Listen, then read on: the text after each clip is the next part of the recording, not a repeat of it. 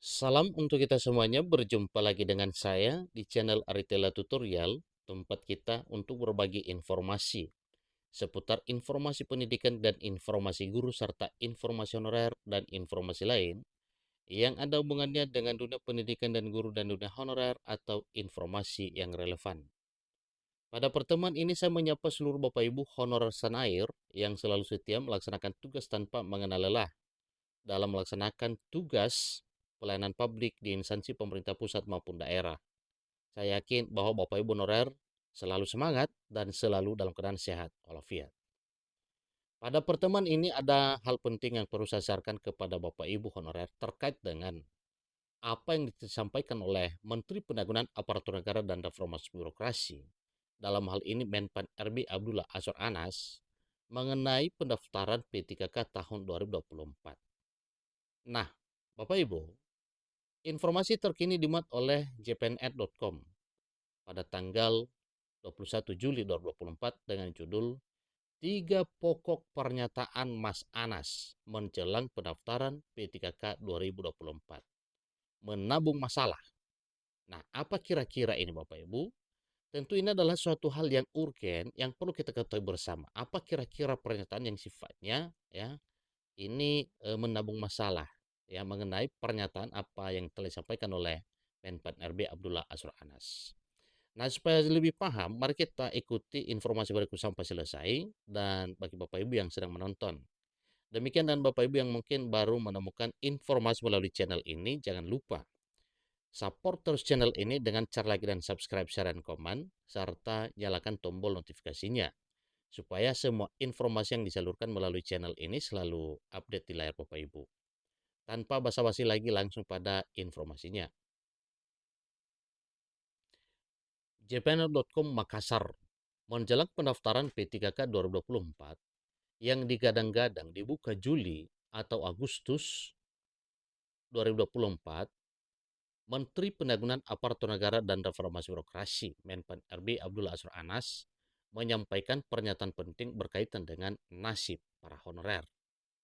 Yang pertama, Menteri Anas selaku Menteri Pendagangan Aparatur Negara dan Reformasi Birokrasi menegaskan bahwa ke depan sesuai amanat Undang-Undang Nomor 20 Tahun 2023 tentang Aparatur Sipil Negara atau tentang ASN, hanya ada dua jenis status kepegawaian, yakni pegawai negeri sipil atau PNS dan pegawai pemerintah dan perjanjian kerja atau P3K.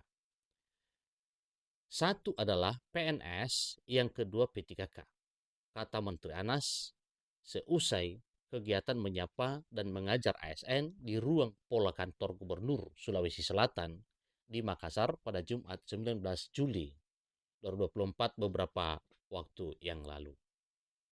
Yang kedua, Menteri Anas menyatakan bahwa P3K terbagi dalam dua kategori, yakni P3K penuh waktu dan P3K part-time atau P3K paruh waktu. Ketika dibahas, bagi P3K nanti ada dua status, yaitu P3K penuh waktu dan P3K paruh waktu, kata Mas Anas selaku Menteri Pan RP. Bagi daerah yang anggarannya belum siap, ya sambung Menteri Anas, maka status honorer yang akan diangkat menjadi ASN ya ada sekarang naik menjadi P3K paruh waktu. Ini ya honorer yang memang nantinya diangkat menjadi ASN ya bagi daerah yang mungkin anggarannya tidak ada kemampuan secara fiskal di tahun 2024 tahun ini. Bahkan disampaikan oleh Mas Anas bahwa P3K yang tidak lolos seleksi CSN P3K 2024 tetap diangkat menjadi ASN P3K dan catatan P3K paruh waktu.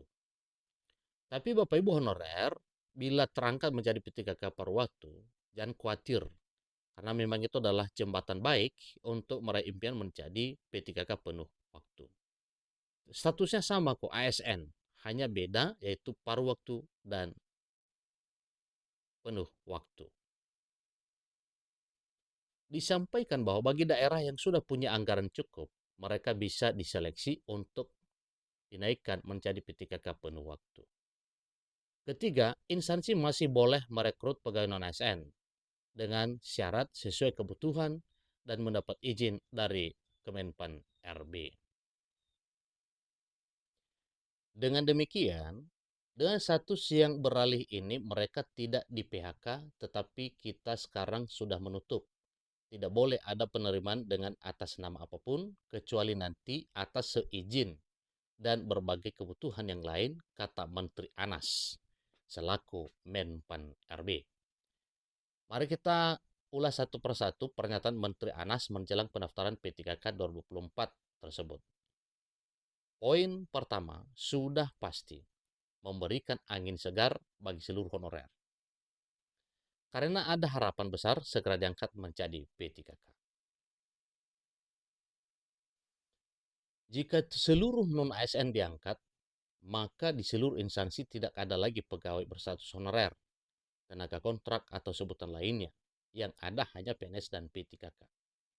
Ini kalimat Mas Anas selaku Menpan RB yang menggunakan frasa mereka tidak di PHK.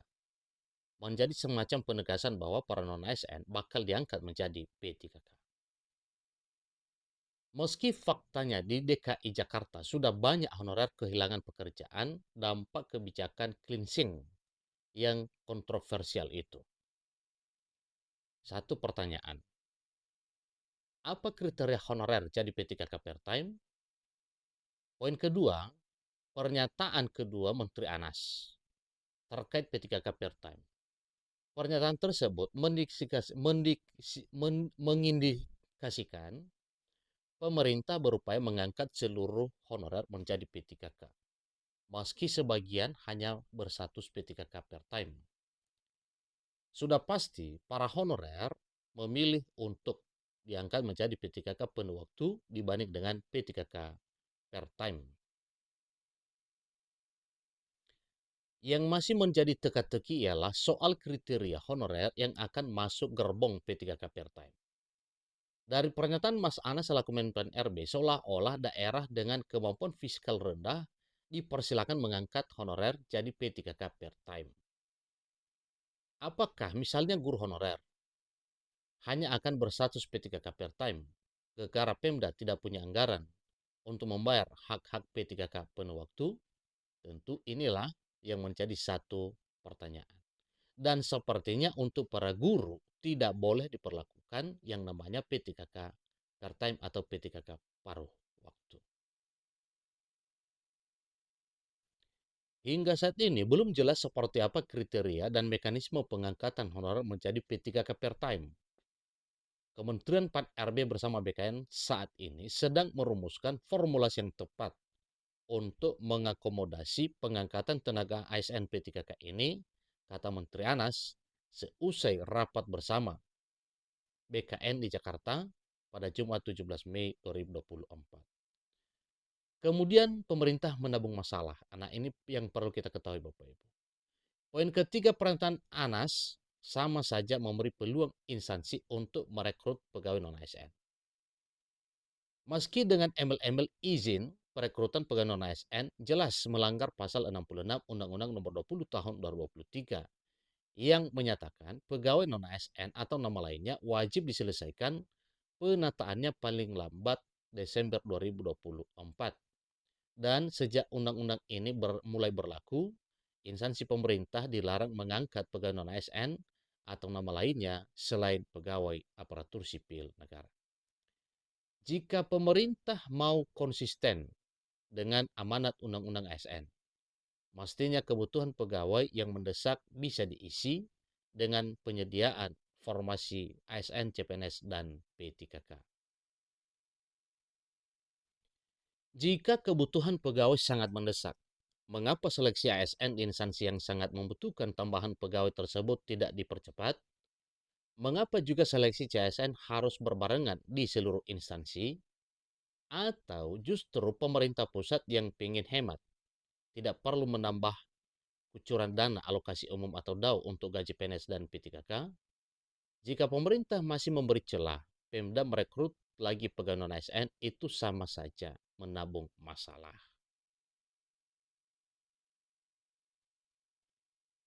Ingat, dulu pemerintah juga sudah melarang perekrutan honorer.